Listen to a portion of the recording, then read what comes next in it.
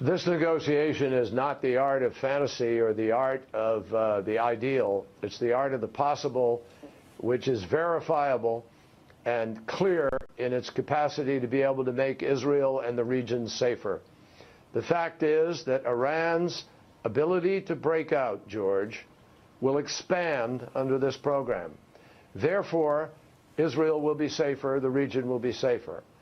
All right. I don't know which Israel he's talking about and which region he's talking about, but that's John Kerry on This Week with George Stephanopoulos. Welcome back. Hour number 2 of the Big Steve Malzberg Show. We'll be joined by Malcolm Hoenlein, Executive Vice Chair and CEO of the Conference of Presidents of Major American Jewish Organizations in a little while, and Mary Matlin will join us as well. But right now, I'm very happy to say we're joined by a man who I happened to see a couple of weekends ago down at Restoration Weekend, Daniel Pipes, author, columnist, and president of the Middle East Forum. Hello, sir. Glad to talk to you. Thank you. Good afternoon. All right. So your take on what Secretary of State Kerry had to say and on the deal overall.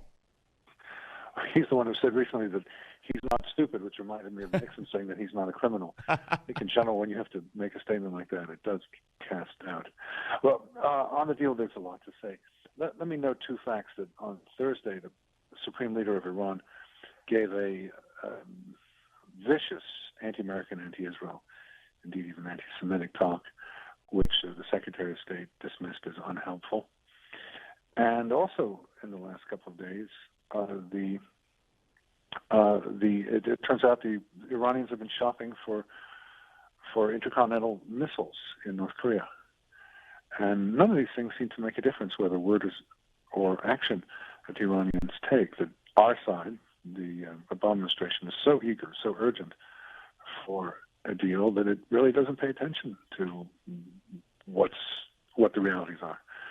It is a very sad day and a very dangerous one. What do you think the motivation is? I mean, I'm very happy to be able to ask you that question because you won't mince words as some people have to or choose to. I mean, here's a man, if we look at what he's done so far, he's fundamentally changed America, but he's fundamentally changed our foreign policy in the Middle East.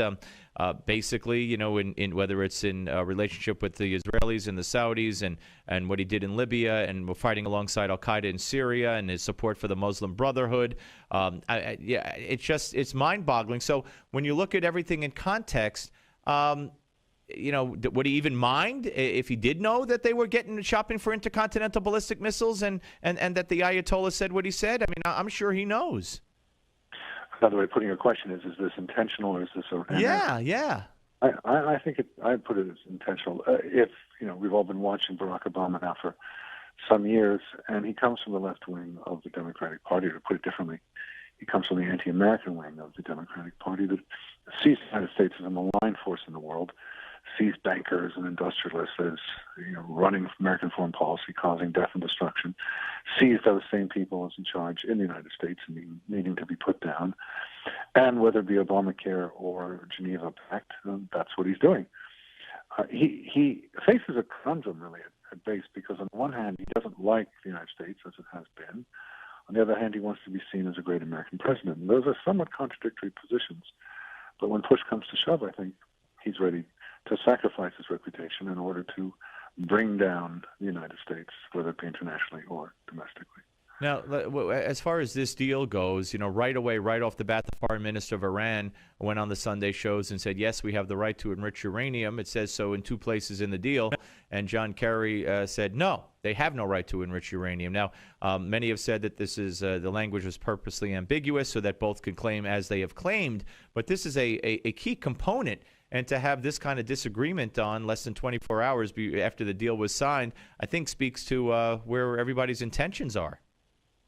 Right. It was an agreement crafted with ambiguous wording to reach an agreement, which goes back to my earlier statement that the administration is so urgent to reach an agreement that it will cut corners like this.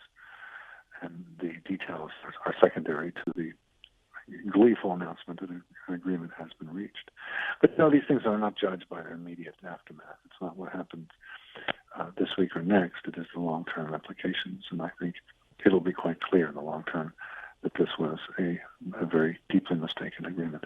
that permits the Iranians to do all sorts of things we should not agree to. We're talking to Daniel Pipes, founder and director of the Middle East Forum here on the Steve Malzberg Show. So what does this mean? And I'm not going to ask the question the way the media does, because it's beyond Israel. They try to make Israel the bad guy here. Israel objects. Israel's angry. Israel's threatening military action. But of course, it's Israel and Saudi Arabia who are equally as ticked off, and other countries as well.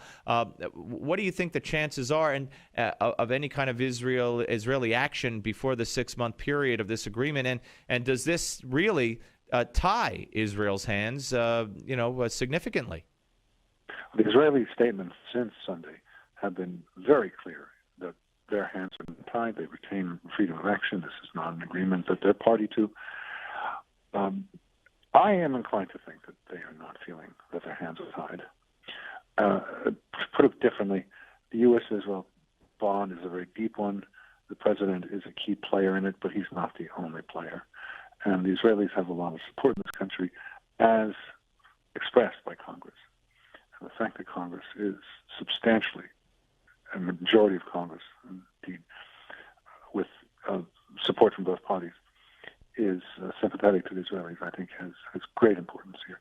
If Congress was with the president overwhelmingly, the Israelis would be isolated, but they're not. They have a leg to stand on in this country. Maybe not the administration, but public opinion as expressed by Congress. Are you surprised that apparently nothing was done about the 3 Americans being held? Nothing was talked about with regard to Iran being the biggest supporter of terrorism on the planet? No, and I mentioned to you about the speech and the North Korean shopping spree. No, none of these things would be allowed to get in the way. Can't say I'm surprised. They're urgent.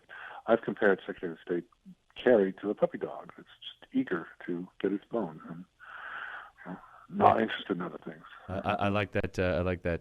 Anyway, Daniel Pipes, really a pleasure to speak to you, sir. We'll speak to you again soon, I hope. Thank you. Thank you. Take care. Bye. Daniel Pipes, ladies and gentlemen, founder and director of the Middle East Forum, author, columnist, and a man who just is not afraid to tell the unvarnished truth as it is, as he sees it, not only on this issue, but on radical Islam. And we're blessed on this show, and I'm blessed personally to know people in that vein, the people who are not afraid to speak out, the Andy McCarthys of the world, the Deborah Burlingames of the world, the Pam Gellers of the world, the Daniel Pipes of the world, and there are others now that I'm going to leave out here, and Andrew Bostom, and just right on down the line. Stephen Emerson, of course. I know I'm going to leave somebody out. That's why I always hate going down that road. But interesting, very interesting. John Kerry, a puppy dog, looking to get his bone. Very interesting. I like that one. All right, we are going to come back. And Malcolm Hoenlein will join us, Executive Vice Chair and CEO of the Conference of Presidents of Major American Jewish Organizations, and he will weigh in on the deal. He'll weigh in on what he believes it means for Israel. He'll weigh in on what he believes the support for the Jewish community or the Israeli community is in this country, in the Congress, and in the public, and how to go forward, and what the repercussions of this deal will be, and why Barack Obama would have done this deal in the first place. So can't wait to talk to him. Then Mary Matlin, we'll talk a lot with her about Obamacare and the Iranian deal and everything else that might come up. Steve Malzberg Show right here on Newsmax TV and radio.